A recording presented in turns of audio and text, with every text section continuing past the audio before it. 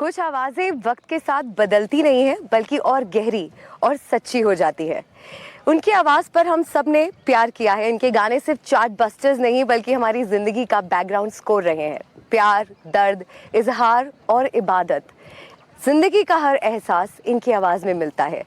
A voice that shines like gold, pure and timeless. The man himself, Mr. Sonu Nigam. We are so thrilled to have you with us. Srinagar की खूबसूरत वादियों में डल lake के बीच आपके साथ आज हम ये शो कर रहे हैं. It's a beautiful experience for us.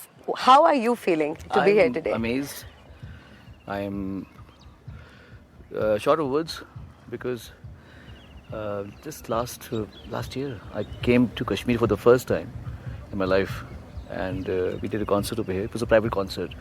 और मुझे इस बार फिर से आने का मौका मिला है to do a proper amazing big magnum concert with NDTV Good Times.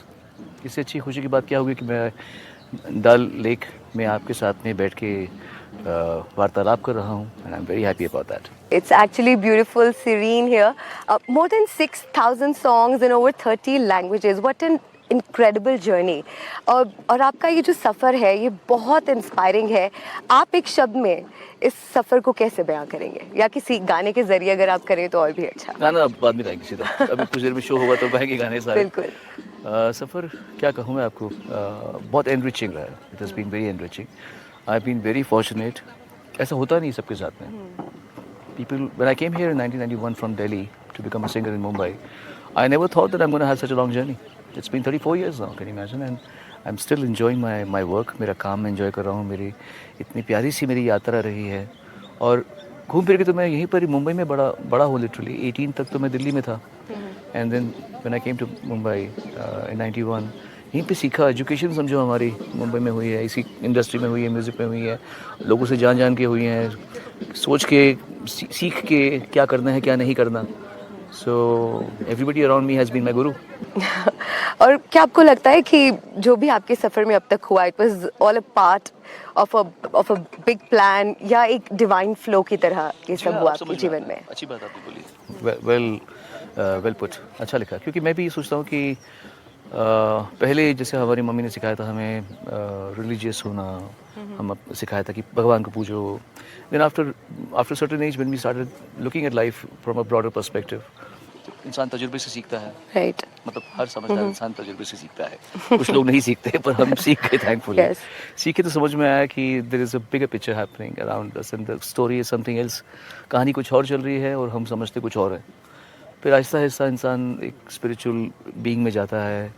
फिर उसका म्यूज़िक उसके लिए, उसका काम उसके लिए अलग मायने रखता है. आहिस्ता आहिस्ता मुझे भी समझ में आया आहिस्ता आहिस्ता कि जहाँ मुझे डाला गया है म्यूज़िक में उसकी और उसका कोई बड़ा और रीज़न है. और वो रीज़न आहिस्ता आहिस्ता जैसे फूल की पत्तियाँ खुलती हैं वैसे मेरे जीवन के जो पत्तियाँ हैं वो खुलती जा रही है और वो फूल वो जो पुष्प है वो खिलता जा रहा है आहिस्ता आहिस्ता ज़िंदगी का. आपको लगता है that you have found the purpose of your life, purpose of your music, your singing? I don't think anybody can ever find the true story behind what is happening currently, or as long as we are alive. But yes, I would say that day by day, year after year, I feel I'm in a better place. I feel I'm much more satisfied, quenched. I feel I look at the world around me as all of me. जैसे हम बोलते हैं ना वसुधैव कुटुंबकम. Right. तो हमारे पूरा विश्व ब्रह्मांड ही हमारे अंदर में है. अब अच्छी फीलिंग आती है मुझे. अब गिले शिकवे कम होते हैं लाइफ से या किसी और से भी. और अपने बीइंग के साथ में और ज़्यादा नज़दीकियाँ होती जा रही हैं. आई होप ये जो एवोल्यूशन है वो चलती रहे. And I really hope that I can die a happy man. सफलता के एक शिखर पर पहुंचने के बाद आपको क्या लगता है कि संगीत के साथ आपका रिश्ता कैसे बदला है? तो मैं आपको बताता हूँ. मैं कुछ 15-20 साल पहले समझ में आया मुझे कि म्यूज़िक मेरा एक बाय प्रोडक्ट है. मेरी टोटल बीइंग ऐसी बनी है कि म्यूज़िक मुझे समझ में आता है. उसके अलावा भी कई चीज़ें हैं जो मैं समझता हूँ कि जो मेरे अंदर में बहुत वो ब्लेसिंग है. जैसे किसी को पढ़ पाना, इंस्टिंक्ट्स मेरी अच्छी हैं काफ़ी लोगों को समझने में. और and the power to be humble to accept my own faults, वो भी है मेरे अंदर में, एरोगेंस नहीं है मेरे अंदर में। जैसे मुझे बहुत गुस्सा आता था पहले, तो अभी भी होगा गुस्सा, नेचुरली आता ही होगा, Right. पर उसको चैनलाइज कर दिया मैंने कि वो पागल की तरह काम करो वो गुस्से को, क्योंकि हम क्या है, अग्नि अगर अंदर में है या आपकी फिशन चल रही है, न्यूक्लियर फिशन चल रही है, इससे या तो आप एटम बम बना लो और दुनिया ध्वस्त कर दो, या आप इससे पावर बना के उसका इस्तेमाल अच्छा करो। तो मेरे अंदर में न्यूक्लियर फिशन चल रहा है ऑब्वियसली, तो वो या तो मैं पागल हो जाऊँ, गुस्सा करूँ, ड्रग्स करूँ, बावला हो जाऊँ, पैसे लुटाऊँ, या तो ये कर दूँ मैं, या तो मैं उस चीज़ को अच्छी तरह से कंट्रोल एनवायरनमेंट में उससे मेहनत कर लूँ, कुछ अच्छी किताबें पढूँ, अच्छी बातें सुन लूँ, समझदार लोगों की संगति में बैठूँ।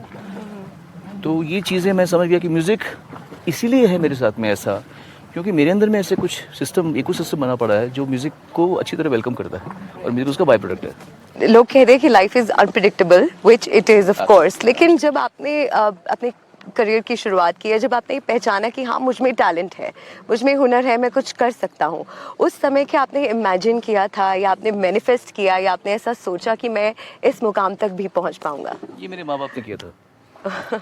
मेरे पापा मम्मी की वजह से मैं हूँ जो भी हूँ, उन्होंने ही मुझे रास्ता दिखाया, और दे मेड श्योर दैट हम अच्छे अच्छे लोगों को सुने। उन्होंने मुझे रफ़ी साहब से मिलवाया, उन्होंने मुझे लता जी से मिलवाया।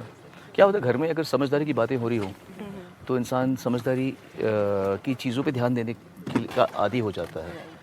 And definitely, I give it to my parents, my father and my mother. My mother always told the story. She's no more right now. 2013 में she passed away. वो कहती है कि जब ज़िंदगी में उन्होंने पहली बार टीवी देखा था, तो शी वॉज प्रेगनेंट, मैं उनके पेट में था, तो तब उन्होंने लता जी को फर्स्ट टाइम देखा था। She had just move to Faridabad from Mumbai, because my mother is Bombay born brought up, and they got married in Bombay because my mother and father are musicians, singers. तो जब देखा उन्होंने टीवी तो मालूम पड़ा कि लता जी गा रही है, तो माई मदर रियली सैड कि हाय, किस माँ की ये बेटी होगी, इनकी माँ को क्या लगता होगा, this is how my mother spoke, इसकी माँ को क्या लगता होगा कि मेरी बेटी लता मंगेशकर है, काश मेरे पेट में भी ऐसा बच्चा हो जो आगे चल के कुछ नाम करे। तो मैनिफेस्टेशन मेरी माँ का। वाह।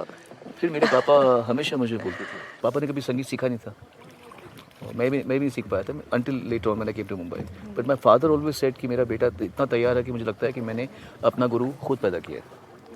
तो ये सब चीज़ों की वजह से मुझे I got a lot of inspiration, and when वो होता है ना बच्चों की आवाज़ होती है पहले, mummy mummy mummy mummy mummy mummy mummy, जब मम्मी बनती है आवाज़ ये, तो मालूम पड़ता है कि क्या शेप आया आवाज़ का, कर्कश है, सॉफ्ट है, सुनने में अच्छी है, कान में लग रही है कि नहीं।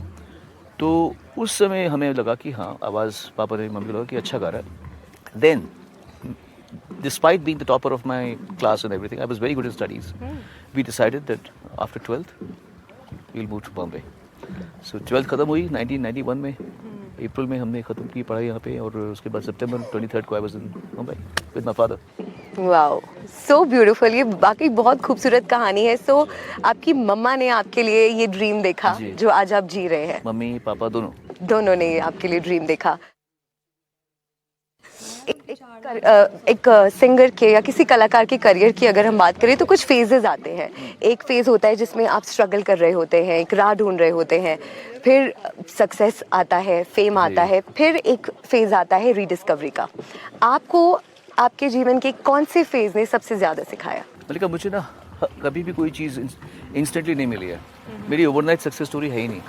जैसे एक गाना आ गया और आप एकदम टॉप पे चले गए, या एक फिल्म आ गई आप सुपरस्टार बन गए, ऐसा नहीं था। मेरे इंस्टॉलमेंट्स में हुआ हर चीज़। 92 में की एंड में आया, अच्छा चला दिया। 93 के में आया, थोड़ा सा फेमस हुआ, फिर थोड़े गाने मिले। फिर 95 में सारेगामा नाम का टेलीविज़न शो आया जिसने मुझे घर घर पहुँचाया। 97 में संदेश से आते आया, ये दिल दीवाना आया। फिर 2001 में सूरज मध्यम आया। 98, 99 में मेरे एल्बम्स आए, दीवाना आया, तू कभी जाने की बिजुरी है, सब आया। सो स्टेप बाय स्टेप आया है। All I can say is अच्छा ही है, एक झटके में नहीं मिला। When you go to Leh Ladakh, आपको अगर आप बाय रोड जाएं तो आपको प्रॉब्लम नहीं होगी। आप फ्लाइट में जाते हैं, जब वहाँ जाते हैं तो आपके सर में दर्द होता है, आपको ऑल्टीट्यूड सिकनेस होती है। तो मुझे ऑल्टीट्यूड सिकनेस कभी हुई नहीं, क्योंकि मुझे स्लो से मिलता रहा। हर फेज़ ने सिखाया। पहले सिखाया कैसे मेहनत करनी है, फिर कुछ लोगों ने सिखाया क्या करना है, बड़ा होके फेमस होके क्या करना है, कुछ ने सिखाया क्या नहीं करना है। फिर कुछ हमने भी सीखा अपने आप से कि यार ये मैंने गलत कर दिया यहाँ पे, I could have handle the situation better, या मैंने इस दिन थोड़ा सा ऐसे कर लिया। तो ज़िंदगी के और कई पहलू सिखाए। तो gradually one by one I learned, and today what life has taught me is absolute surrender to. You are satisfied, content. जी हाँ, मैं अच्छे जोन में चल रहा हूँ मैं। अच्छा, आप सरेंडर के बारे में बहुत बार बात करते हैं, तो जी मैं हाँ। चाहूंगी कि आप थोड़ा सा इस पर और अगर हमें विस्तार से समझा सकें कि सरेंडर करने का आपके लिए मतलब क्या है? इसके क्या पूरी लिए- तरह से गिव अप कर देना या गिव इन? इसके लिए बच्चा तुम्हें हमारे आश्रम में आना पड़ेगा। बिल्कुल हम आएंगे। आपका आश्रम है कहाँ पर? आई एम श्योर तो मैं बोलूँ बहुत कि सारे लोग जानना ऐसा लग रहा है चाहेंगे। कि मतलब किसी सदगुरु से बात कर रहे हैं। तो सरेंडर में इतना ही कहूँगा, मुझे इतना समझ में आ गया है कि बच्चे, बेटा सोनू निगम, तेरे हाथ में कुछ है नहीं। तू जो है, तेरे हाथ में सिर्फ ये है कि तू जब तक तुझे मौका मिल रहा है, जब तक तू स्वस्थ है, जब तक तुझे भगवान एक हेल्थ दे रखी है, तेरा कुछ बुरा नहीं हुआ, एक्सीडेंट नहीं हुआ, तेरा चोट नहीं लगी, बीमारी नहीं हुई, तब तक तेरे हाथ में इतना ही है कि तू मेहनत करे, तू अपने गाने पे ध्यान दे, रियाज कर, और अपनी फिटनेस पे ध्यान दे, और कोशिश कर कि तेरे आसपास के लोग तेरे से खुश रहें। हर सबको खुश करना संभव नहीं है ऑनेस्टली, क्योंकि हर कुछ लोग आपसे इसलिए प्यार करते हैं कि आप एकदम सही बोलते हैं, और कुछ लोग आपसे इससे नफरत करते हैं क्योंकि यही कारण है कि आप एकदम सही बोलते हैं। तो आप हर किसी को खुश नहीं कर सकते। लेकिन सरेंडर अब यही है कि आपको पता है कि मालिक किसी मतलब मेहनत हम कर पा रहे हैं क्योंकि भगवान ने हमें सेहत दे रखी है, अवसर दे रखे हैं, we been given opportunities. I always tell people that people take claims कि हमने इतनी मेहनत की, हमने बड़ा पैसा कमाया, हम कहाँ से कहाँ उठ के आ गए। तो बेटा तू कर पाया क्योंकि तेरा एक्सीडेंट नहीं हुआ ना। तू चौक पे खड़ा है और तेरे पीछे एक बस आई और उसका ब्रेक फेल हो गया और तेरे ऊपर चढ़ गई वो, तू अगर मरता भी नहीं तो तेरा स्पाइनल कॉर्ड टूट जाता, तो तू पूरा जिंदगी ऐसे वेजिटेबल होकर बैठता। कर मेहनत, तो कमा पैसा, इतना तेरे में दम है, इतना क्रेडिट ले रहा है अपने कि हम तो दान पुण्य करते हैं, हम ये करते हैं। तो मुझे ये समझ में आया कि never take credit for anything, just keep doing your job and surrender, and just if you can pray, because there is something, there is, मैं तो यही मानता हूँ कि जिसको हमने भगवान, अल्लाह, जीसस बोल रखा है, वो एक एंटिटी है जो हमारे अंदर रहती है, अंदर और बाहर सभी रहती है। मतलब आपके अंदर ईश्वर है, सब जो है सब ईश्वर है हर जगह। तो उतना उनसे संबंध बना लो कि उनको ये बोलो कि उतना ही तकलीफ दे जो मैं झेल पाऊँ, बिल्कुल, बस उतना ही Very well तकलीफ said. दे। ये ना हो जाए कि तुम मुझे मैं थर्ड का स्टूडेंट हूँ और तू मुझे 12वीं का पर्चा देगा, ये नहीं होना चाहिए। उतना ही दे जो मैं झेल पाऊँ, जिससे मैं सीख पाऊँ, इतने ही मेरे भगवान से ये मैं प्रार्थना करता हूँ कि ऑफ कोर्स हमने भी गलतियाँ की होंगी ज़रूर, कोई प्रारब्ध कर्म हम बोलते हैं, जो भी बोलते हैं, या इस जन्म में भी हमसे गलती हुई होगी, तो सिखा हमें, सिखा, तभी तो मैं अभी कुछ नहीं पहनता, मैं अंगूठी कुछ नहीं पहनता, मैं पहले पहनता था मैं छुपा लेती हूँ because I am wearing one. नहीं, it's okay. I'm also wearing some, but this was gifted to me by my sister, so I'm wearing this. तो मैं ये पहनता हूँ उनके उसमें। तो ऊपर मुझे लगता है कि अगर कर्म है ना, तो ये पुखराज पहनोगे तो हो जाएगा, टोपस से नीलम से हो जाएगा। मैं तो कहता हूँ भगवान अगर मैंने कुछ किया हो तो इसलिए डिले कर देगा, मान लीजिए डिले कर सकता है, बट सज़ा तो मुझे मिलने वाली है, तो दे दे, अकाउंट क्लोज कर, छुट्टी कर। बिल्कुल, मतलब जो चीज़ें हमारे कंट्रोल में नहीं है उनके बारे में ज़्यादा सोचने की बस। ज़रूरत नहीं है, just practice gratitude. I think Absolutely. ये बहुत आपने अच्छी बात कही है, वेरी वेल सेड। और क्योंकि यहाँ पर मौसम इतना अच्छा लग रहा है ना, मैं हाय, बड़ा अच्छा है ना, मौसम मैं चाहूँगी कि आप थोड़ा सा आपको कैसा फील हो रहा है, आप अगर डिस्क्राइब कर सके, बिकॉज इतनी प्यारी ब्रीज है, the view is so beautiful out here, and I think हमारे व्यूअर्स के लिए भी एक बहुत अलग एक्सपीरियंस होगा। Have you ever done an interview on shikara before? Never. This is my first time with a camera team and with someone like you on a shikara. Last time I was there, I was with my family, with my friends. Last year when I came here, but doing an interview like this is extremely memorable. Yeah, हमेशा याद this is रहेगा, a याद wonderful रहेगा। experience. और हमारा show यहाँ पे होने वाला है। बिल्कुल, दैट ये इज सब शो मेरे म्यूजिशियन बजा रहे हैं, साउंड टेस्ट कर रहे हैं इस समय। ओके। हाँ जी। अच्छा, आपने रफ़ी साहब की बात करी थी, जी। तो उनके बारे में भी मैं जानना चाहूंगी कि आपने अपने संगीत में सबसे पहली बार उन्हें कब महसूस किया? वो मेरे घर में रफ़ी साहब was like a family member. He was a family member. वो क्या मतलब, उनको माँ बाप ने हमारे एक होता है गुरु और एक होता है पीर। तो रफ़ी साहब हमारे घर में पीर की तरह माने जाते हैं। क्या उनको उनकी पूजा की जाती है। उनको एक जैसे लोग अपना मसीहा मानते थे, तो वैसे ही हमारे लिए रफ़ी साहब की वैल्यू मसीहा वाली है। हम उनको बहुत प्यार करते हैं। बचपन से ही वी वर टोल्ड दैट ये है आदमी, ये बहुत बड़ा सिंगर है, ख़त्म बात, नो क्वेश्चंस आस्क्ड। और हम आज भी उनको देखते हैं, सुनते हैं, तो मालूम पड़ता है कि क्या बात है। वो आदमी को आज भी हम समझ रहे हैं कि वो कितना अच्छा गाते थे, कितने ब्लेस्ड थे। और तो हमारे घर में रफ़ी साहब की बहुत इज़्ज़त है, बहुत बहुत। गुरु भी हैं और उसके ऊपर पीर भी हैं। So let's talk about the music industry and the changing trends these days. क्या आपको लगता है कि वो मेलोडी के दौर से आज वायरल होने का दौर आ गया है, रीमिक्स, फ्यूजन, इस पर आपको क्या लगता है कि ये बदलाव अच्छा है या एक बैलेंस हम ला सकते हैं? बल्कि मुझे लगता है कि हर ज़माने में आर्ट कल्चर जो भी होता है वो वहाँ उस ज़माने के लोगों को सूट करने के लिए होता है। हम कभी ये नहीं कह सकते कि आज का म्यूज़िक में या आज की कला में, किसी भी कलाकृति में एवरेजपन है या ठीक नहीं है। एक ज़माने में बेटर था। अच्छा बुरा एवरेज हर ज़माने में होता है। ये इसमें कोई दो राय नहीं है कि ये जो पौध थी ना, जो 40s 50s में आई थी, सैगल साहब, रफ़ी साहब, लता जी, मुकेश जी, आशा जी, किशोर कुमार जी, मन्ना डे साहब, हेमंत कुमार जी, तलत महमूद जी, महेंद्र कपूर जी, गीता दत्त जी, ये बहुत बड़े मंझे हुए गवैये थे, इसमें कोई दो राय नहीं है। और इसलिए थे क्योंकि उस समय कोई ऑप्शन नहीं था रीटेक करने का। आप रीटेक तभी कर पाएंगे जब आपके पास वो साधन हो जो अब है हमारे पास में। पहले आपको एक गाना सबको साथ में बजाना होता था, सबको साथ में गाना होता था, तो उस वजह से आपके पास कोई चॉइस ही नहीं थी अच्छा गाने के अलावा। तो अब चॉइस है तो लोग, पर थैंकफुली जब मैं आया था 90s में तो हमें भी ये बताया गया था कि एक गाने को एक टेक में गाना है। तो वही मेरा रियाज रहा, तो अभी तक मेरे काम आ रहा है उसमें। लेकिन अच्छा म्यूज़िक तब भी था, अच्छे अच्छे गाने अभी भी बनते हैं। कितने अच्छे सिंगर, मैं आपको बता रहा हूँ, आज के ज़माने में बहुत कमाल सिंगर्स आए हुए हैं, लड़के हों या लड़कियाँ हों, बहुत बढ़िया गाते हैं इस समय। They very very well trained singers, मंझे हुए सब कलाकार आए हुए हैं। तो these are good times for music. लेकिन जो 90s के गाने थे, हम देख रहे हैं आजकल कई मूवीज में उन गानों को रिमिक्स करके पेश किया जाता है, which is I think really good thing कि आप उसको फ्यूजन करके, थोड़ा सा रिमिक्स करके आजकल की ऑडियंस के साथ भी, जो आप कह लें जेनजी हैं, उनके साथ भी कहीं ना कहीं कनेक्शन बनाने की कोशिश कर रहे हैं। How do you see that trend? Because आपका भी जो गाना है बिजुरिया, वो एक बार फिर से रिमिक्स होकर आया है, and I think I am very impressed with the remix also. It's equally good.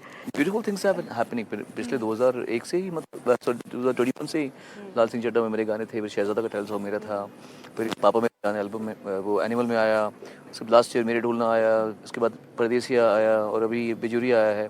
बिजुरिया जो 1999 में मैंने अपने एल्बम के लिए किया था, फिल्म के लिए भी नहीं किया था, पर उसकी डेस्टिनी में फिल्म में आना था ही। वो फिल्म में आ गया, 26 साल के बाद में फिल्म में आया। It's doing well.